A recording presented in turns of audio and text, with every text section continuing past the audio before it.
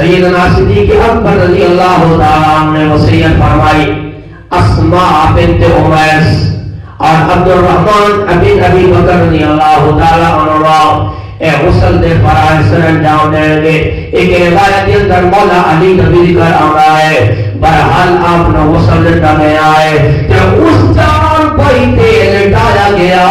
او بان دی چارپائی جڑے میرے آقا جو میرے آقا نے اس چارپائی تے اٹھایا گیا. جناب والا تاجدار صداقت رضی اللہ تعالیٰ عنہ نے غسل دیتا جا ہے تے چارپائی تے رکھ دیتا جا ہے اور مشورہ پیا ہوتا ہے دفنایا کس مقام تے جائے. ہمیں آدم نظر دی روایت ہے اما عائشہ فرماتی نے میں مشورہ دے دیوا میں ایک گل کہہ دیوا کیونکہ ایک رانی میں خواب دیکھیا کہ تین چند میرے گھر کے اندر آ جانے نے کہ میں تعبیر تاجدار صداقت کے گول پوچھی ہے. ابو بکر کا مطلب کی ہے کہ سیدنا صدیق اکبر نے تعبیر دسی ہے ایک مطلب ہے کہ آپ کے گھر کے اندر تین مغار بنائیں گے تین قبراں بنائیں گے میرے آقا کا وصال ہویا میرے آقا حضرت عائشہ کے حجرے کے اندر دفن ہوئے حضرت ابو بکر صدیق رضی اللہ تعالیٰ عنہ آپ کے جو وصال ہویا نا حضرت مولا علی رضی اللہ تعالیٰ عنہ اپنے وصال تو پہلا وصیت پر فرمانے لے اے علی میرے دیر خیال کرنا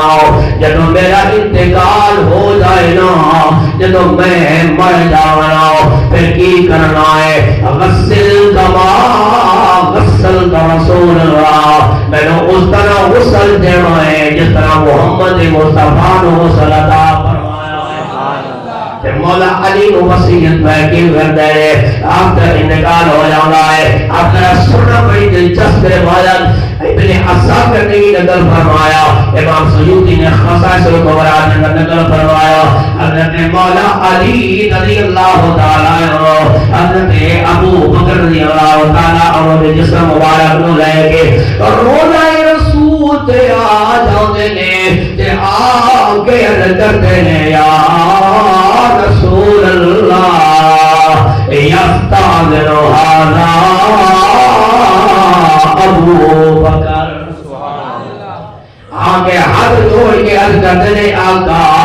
یہ آپ کا غلام ابو بکر آیا ہے کہ اجازت پیا مانگتا ہے اندر داخل ہونے. مولا علی فرماتے ہیں رأیت الباب قد فتح میں دیکھا کہ دروازہ خود بخود کھل گیا ہے وسمعت قائلا ایک کہنے والی دی میں آواز سنی ہے آواز کی بیان دی ادخل الحبیب الى الحبیب آواز آئی ہے کہ حبیب نو حبیب جنال ملا دیتا جائے اس وقت کہ فَإِنَّ الْحَبِيبَ مُشْتَاقٌ إِلَىٰ حَبِيبِهِ کہ بے شک ایک حبیب اپنے دوسرے حبیب کا انتظار پیا کر رہا ہے. جناب والا تاجدار صداقت نو میرے آقا تے مزار دے نال دفن کر دیتا جاندا ہے. عزیزاں دے گھراں میں او جگہ ہے میرے نجپال نبی نے فرمایا ما بین بیٹھی و منبری روضۃ من ریاض الجنہ میرے گھر تو لے کے میرے منبر تک جتنا بھی ٹکڑا ہے رب العالمین نے اس جنت کا ٹکڑا بنا چھوڑیا. عزیزاں دے گھراں میں اپنی آخری گل میں کرنا چاہنا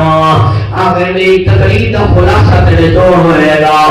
رب العالمین قیامت والے دن حساب و کتاب لے لے گا. ابو بکر دفن جنت کے اندر ہوئے نے یہ گل میری تے تیری نہیں نبی نے سردار کا فرمان ہے کہ جس جگہ نا میرے منبر تے میرے گھر کے درمیان یہ جو جگہ ہے جو ٹکڑا ہے رب نے اس جنت بنایا ہے. اللہ اکبر. کوئی پاکستان کی زمین ہے جو اٹھے گا قیامت والے دن کوئی ہندوستان بھی اٹھے گا کوئی مکہ سے مدینہ تو اٹھے گا. قربان جاوا ابو بکر تیرے شان تو ایک